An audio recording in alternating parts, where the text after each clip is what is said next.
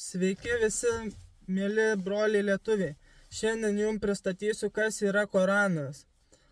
Taigi, Koranas yra Dievo žodis perduotas pranašui Muhamedui, taika ir ramybė jam. Labiau pasidomėjus, kas yra Koranas, tai galite paskaityti. Koranas tai šventoji islamo religijos knyga. Islamas reiškia paklusimą Dievui. Musulmonai tiki, kad tai yra Dievo Allaho žodis. Musulmonai reiškia žmonės, kurie tiki vienu Dievu, o Allah reiškia arabiškai Dievas. Tai lietuviškai sakom ne Allah, o Allahas, tai gaunasi Dievas, vienintelis tikras Dievas.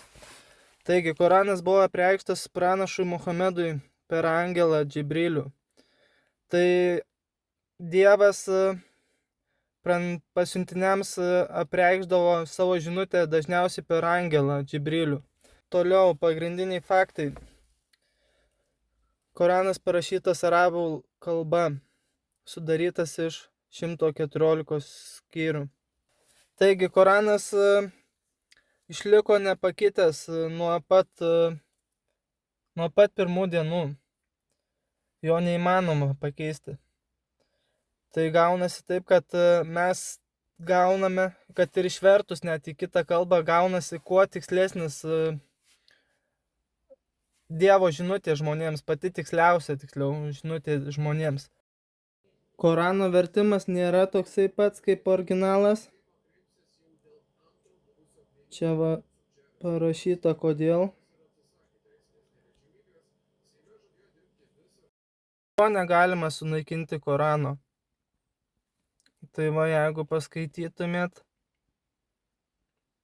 tai Dievas jį saugo, kad ir visus, tarkim, sunaikintų egzempliorius, tekstas pats liktų, nes žmonės, milijonai žmonių išmokė jį atmintinai visą Koraną padeklamuoti gali. Tai čia kokias, nežinau, ten apie 9 valandas, man atrodo, trunka deklamavimas, tai kiekvieną raidę viską žmonės mintinai išmoksta, tai čia kaip ir stebuklas gaunasi.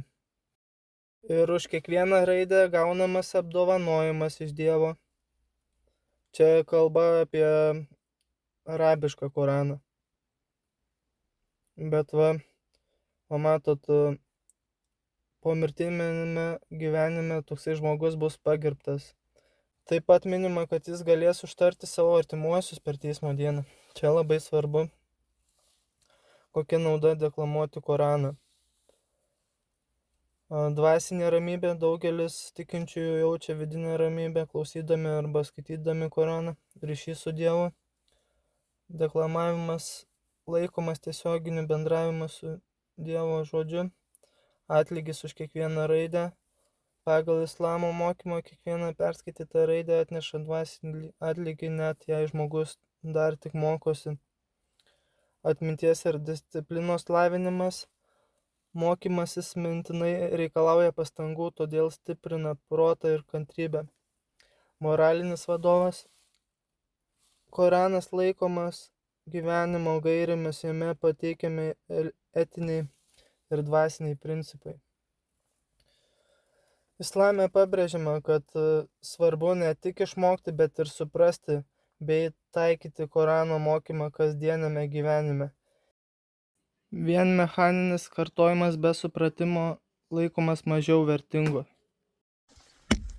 Tai žmonės, jeigu norite suprasti Dievo žodį, suprasti, ką Dievas perdavė žmonėms per pranašus, kokia jo žinutė žmonijai, tai kad suprasti yra vertimas Korano lietuvių kalba.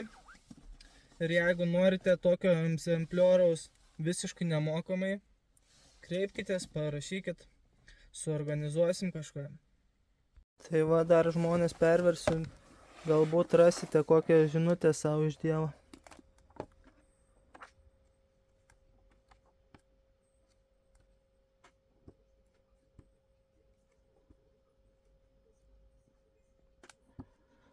Tai toks maždaug Koranas su paaiškinimais, nes juodam tekstas, o skliausteliuose tiksliau paryškintas yra Korano kaip ir tekstas, o šone paaiškinimas tokiom smulkesnėm raidėm.